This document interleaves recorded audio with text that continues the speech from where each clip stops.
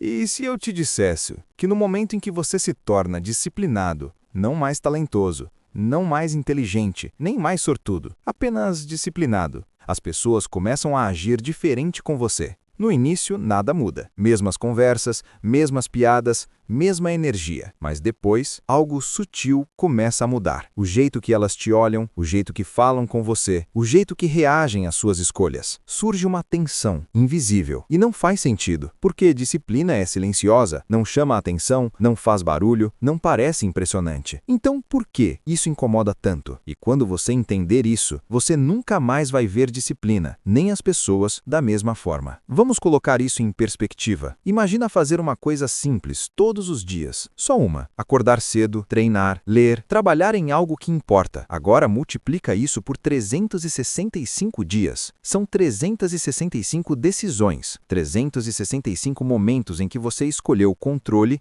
ao invés de conforto. Agora adiciona 3 hábitos. São mais de 1000 ações controladas em um ano. 1000 vezes em que você disse, não, agora não, eu vou fazer isso. Isso não é motivação. Isso é transformação estrutural. É como empurrar um carro, 1 centímetro por dia. No começo ele nem se mexe, mas aos poucos ele começa a sair do lugar. E quando você percebe, ele está em outro lugar completamente diferente. Isso é disciplina, lenta, quase invisível, mas imparável. E é exatamente isso que a torna perigosa, porque a maioria das pessoas não sai do lugar. Mas aqui fica interessante. Não são os seus resultados que incomodam, é o que a sua disciplina representa. Durante a maior parte da história humana, disciplina nem era necessária. A sobrevivência era baseada em reação. Você comia quando tinha fome, dormia quando estava cansado, agia por necessidade. Tudo era imediato, sem planejamento, sem rotina, sem consistência. Mas algo mudou. As civilizações cresceram. A competição aumentou e as pessoas que começaram a se controlar, que conseguiam adiar recompensas, que agiam mesmo sem vontade, começaram a vencer. Agricultores que plantavam com consistência sobreviviam ao inverno. Guerreiros que treinavam todos os dias dominavam batalhas. Líderes que planejavam a longo prazo construíam impérios.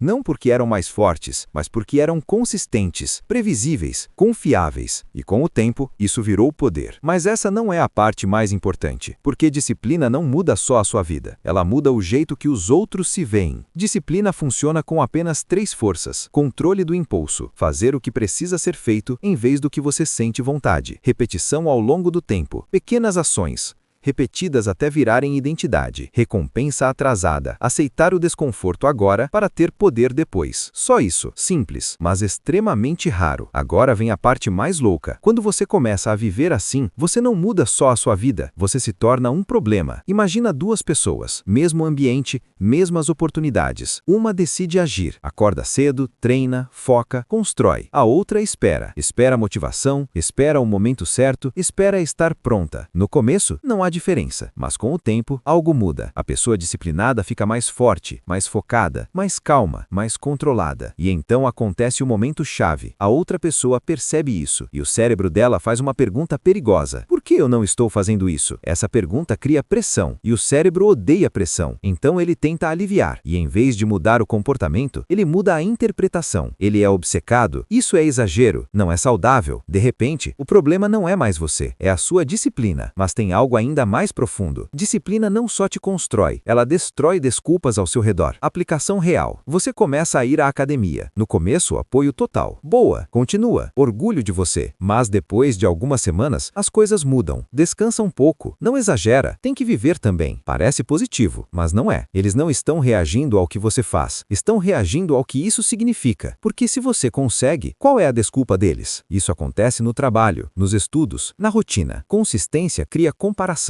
E comparação gera desconforto. E é aqui que tudo vira. Porque o que parece inveja, na verdade é outra coisa. Detalhes surpreendentes. A maioria das pessoas não sabe disso. O cérebro prefere um sofrimento conhecido do que um crescimento desconhecido. Mesmo que a vida atual seja ruim, ela é previsível, segura. Mas disciplina é território desconhecido. E o humano teme o desconhecido. Outro ponto. Disciplina elimina o caos emocional. Você para de reagir, começa a decidir. Você se torna estável, e estabilidade é poderosa, mas também intimidadora. E o mais importante, você não precisa falar nada, suas ações já dizem tudo. Você vira um espelho, e nem todo mundo gosta do que vê. Não, eles não te te odeiam, eles temem o que a sua disciplina representa. Prova de que é possível mudar. Prova de que desculpas são opcionais. Prova de que consistência funciona. E depois que essa prova existe, não dá para ignorar. Conclusão. Por isso a disciplina parece silenciosa para você, mas barulho para os outros. Porque enquanto você só está vivendo sua rotina, eles estão confrontando a própria realidade. Uma realidade que diz, você poderia fazer mais. Você está escolhendo não fazer. E isso incomoda. Então eles resistem, criticam, questionam, mas nunca é sobre você. É sobre o que você representa. Agora pensa nisso. Se a disciplina causa esse tipo de reação, se ela expõe as pessoas, então por que algumas pessoas se tornam viciadas nisso e outras fogem disso a vida inteira? A resposta muda tudo.